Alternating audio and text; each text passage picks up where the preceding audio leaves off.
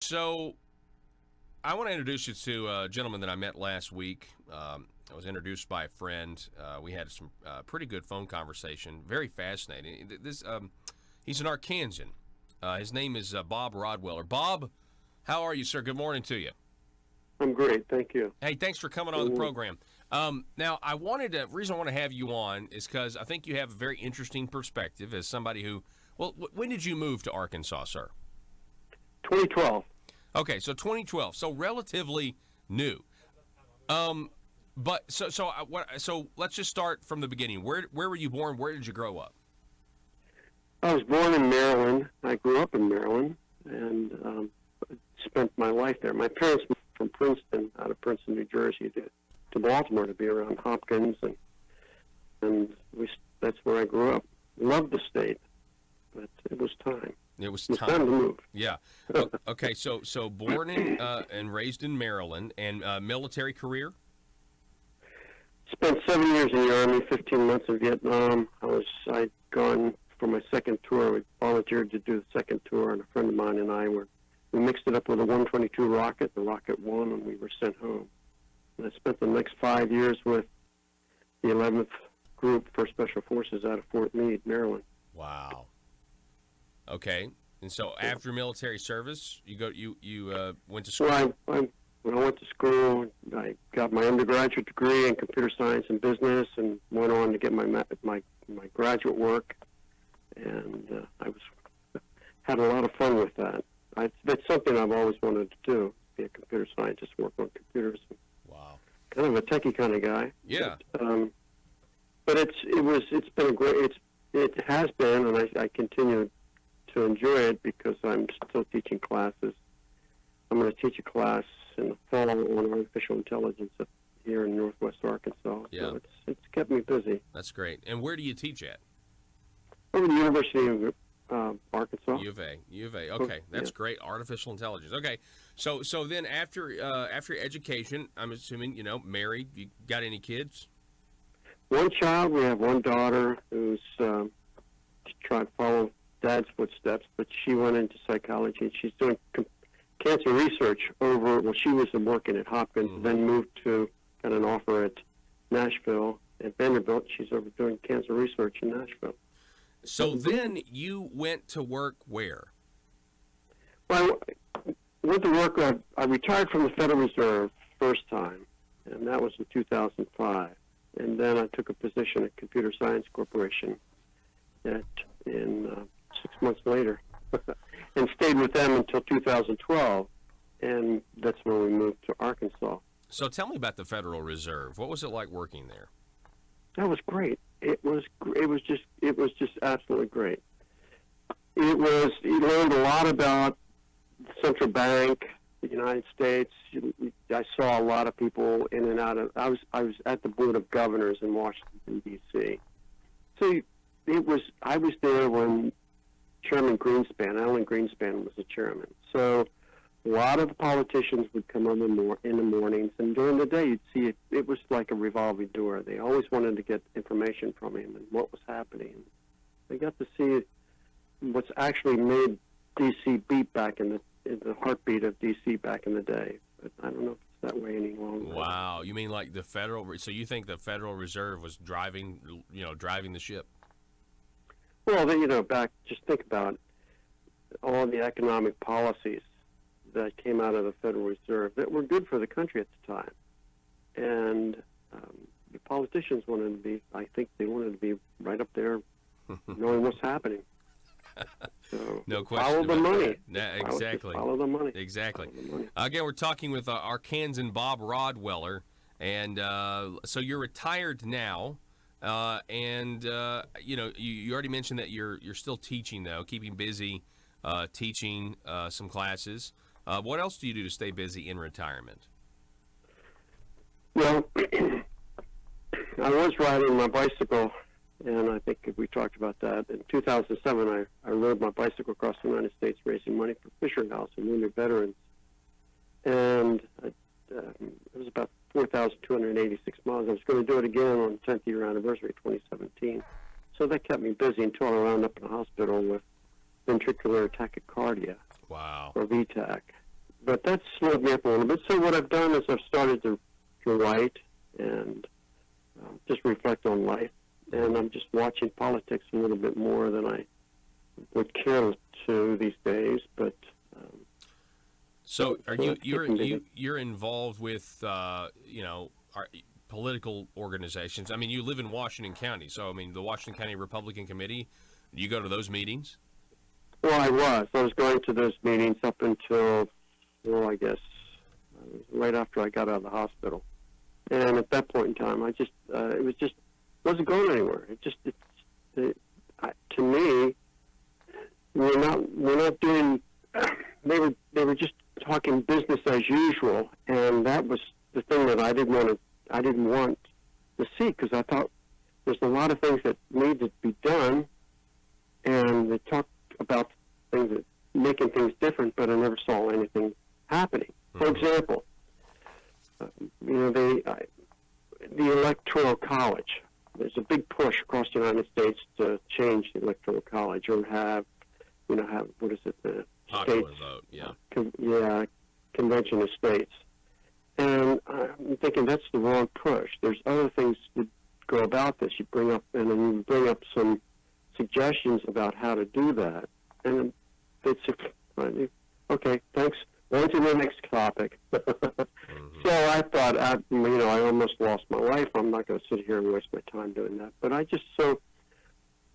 still friends with some from my combat buddies, and we share back and forth information from time to time, and we write to each other. And, so it's also teaching some of the classes, and I've also taught a class on Electoral College, and it's allowed me to go back and reread the Federalist Papers a couple times. So if people really want to learn about what's happening in today versus what happened, how our country was founded, they should start reading some of the founding documents. Yes.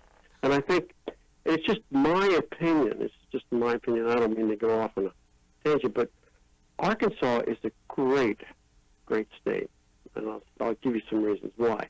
We've got 52 state parks. It's just absolutely gorgeous. They're beautiful state parks. You've got things here for culture up in northwest Arkansas, and I'm sure down in Little Rock and Jonesboro you have the same. We have Walton Arts Center, you have Crystal Bridges, you have all these things going on in the state. You go anywhere around the state and find things to do. But what I'm afraid of, let me step back. What attracted me to the state was the openness and the generosity of the people. And I think that's a benefit and a detriment, because I think some people are using that to their advantage. And I think that's the political class. Okay, so yeah, expand on that, because you're right. The average Arkansan is very hospitable, and so you think that can be exploited? It is, don't you think? Don't you think it's being exploited? I mean, they don't have time. They're trying to work. They're trying to make a living. They're trying to educate their children. Life. They're living their lives. And so as a result, they don't have time to go into researching. They're not working on a PhD or anything like that, more on to that kind of level of research. But a lot of things happen. For example, we first moved here, they had this whole term limits. It was a fiasco. I forget the name of the bill. Yeah, it was. This is great. Yeah, issue something 3. about gifts or something. Yeah. And my wife and I just moved here, and we said, well, that's not a bad thing. We didn't read the entire bill, because we were looking for homes, thinking about building. We built, we were in the process of building a house, maybe even then. And lo and behold, on page 16 of the legislation, it said something about, instead of being 2 terms, you'd go to 10 terms or something like that. Yeah. And I'm going, no, that's not right. So that, to me, that's exploitation. Yeah, the guy who wrote that is now in prison. So. Oh, I know, and well, but see, that's the kind of thing I think that's happening, and so I think what's brought me to the state, and the people and the kindness and generosity and the openness and so forth. It could be a weak spot for the political class to take advantage of. But I think that what's the mission of the state? What's the state supposed to be doing? Balancing a budget, taking care of the residents of the state, educating them. Are they doing that as effectively as they could or they can? And see, it's just, again, if you look at it, you go and you take that to the upper level, to the federal level. I believe, just like the United States has gotten away from being a conservative and a God-worshipping country as originally founded. And I don't mean, born-again God-fearing category, but the principles our nation was founded upon. That's why I say, if you disagree with me, go back to the Federalist Papers. Mm-hmm. No, I'm glad you've mentioned the Federalist Papers, by the way, because I would encourage anyone to read them, and there are all kinds of kind of reworks to make them easier to understand. But it was the argument for why the Constitution needed to be ratified, and they are absolutely fascinating. And when you read them, you really understand that this country is completely different at this point in terms of what we've allowed the courts to do to this whole relationship between citizen and government. I mean, the social compact or contract that the Constitution was. We're far outside of it. We've far surpassed it. Go ahead, sir. Part of the issue, and this is just, again, my opinion, and it's just my opinion. If you look at the federal level, and as Tocqueville said, that politics is local. It all begins locally. And he was a young French, aristocrat, I guess, came over to study the prisons in the 18th century in the United States, and he stayed here several years, and he wrote, a couple books. But his theory was that politics is local, and if you look at the state level as well as the federal level, do we have too much money in politics today, or is there too much political money being spent on politicians, to allowing them to, or influencing their decisions away from those kinds of decisions for the people? Does that make sense? Well, yeah. I mean, a lot of people have said that. I mean, I don't know what the answer is, because I don't know. I don't know if I could get behind restrictions. I know that in terms of, in a free country, it's your right to try to lobby a politician from an individual, perspective, or from a, bigger interest, I guess. The problem is, we're human beings, and so we're tempted to deviate from our principles for money, I guess. Obviously, look at Arkansas. I mean, look at how corrupt Arkansas is with the politicians that are in jail now. Well, I was very surprised at that. I thought that shocked me. I didn't think that it would be that kind of. There's bad apples in any barrel, but the way it was described in the paper and some of the things that I heard from others about that, I thought it's a little bit more. It's broader than just a few individuals. Mm-hmm. So it is. But going back to the money, if you think about it, why are there's just too much of that, I think, chasing politicians. To me, the politician is no different than an actor today. They don't represent the people. They have somebody telling them what to say, how to say it, what to do, how to stand, and what bills to pass. Those kinds of things. Just like an actor. Yeah. An actor doesn't have to be smart. They just have to be good at listening to somebody else reading script. Yeah. And that's what it sounds like. And a lot of these people are doing that. If you look at, for example, the Democratic debates, the first one. I watched that and I thought, oh my goodness, it's amazing. These people what's our country founded upon? You would think we're some European country at that point in time. So I don't know. Okay, and so again, yeah, go.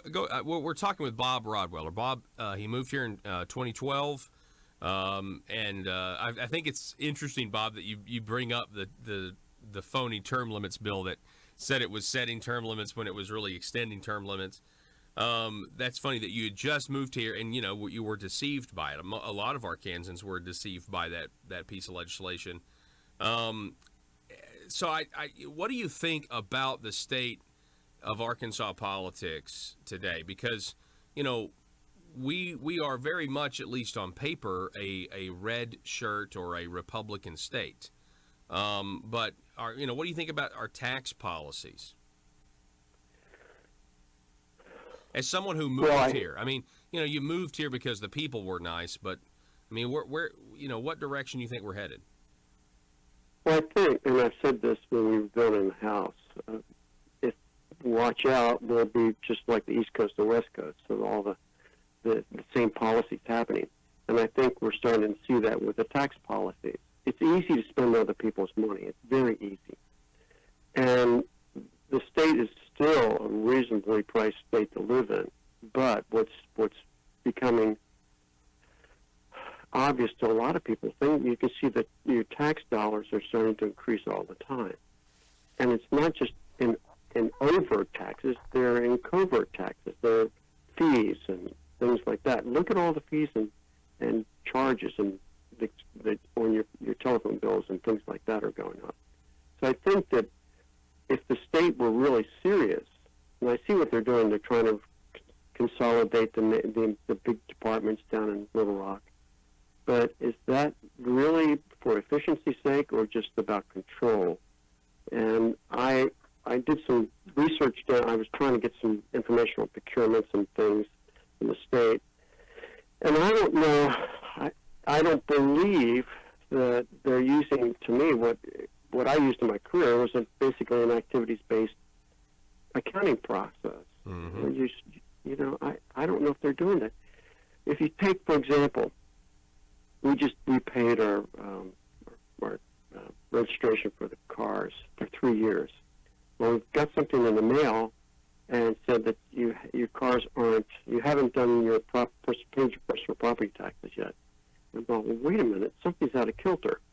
If you can pay you can buy your tags or your little stickers for 3 years, why aren't we being flagged for this? Why aren't we doing that at the same time? So it seems to be out of kilter.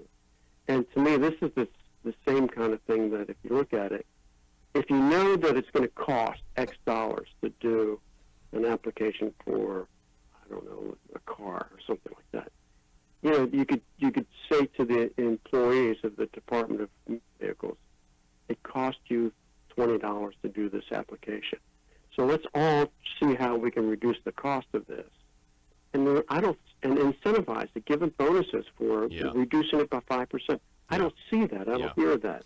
Well, so what you're talking, you mentioned activities-based costing. That's trying to get those numbers to where you at least have those numbers. Absolutely. So and then you can try to chip away at it. And I think there's some movement to try to do that at some point, at least getting more data. But boy, these bureaucrats, they certainly resist it in a lot of ways. Bob Rodweller, we appreciate you coming on. I'd love to do it again. I'd love to. First of all, thank you for moving to Arkansas, sir, for your retirement. And we're going to keep telling the truth and letting people know what's really going on, and hopefully we can move that needle and make things a lot easier on everybody. Well, there's a lot of other areas in the state too that we could talk about, but we could do that's another day. But all right, Paul, it's been good talking with you. Yes, sir. Thank you. Bob Rodweller, You're everybody. welcome. Thank you. Moved here from Maryland to retire, and it's pretty interesting.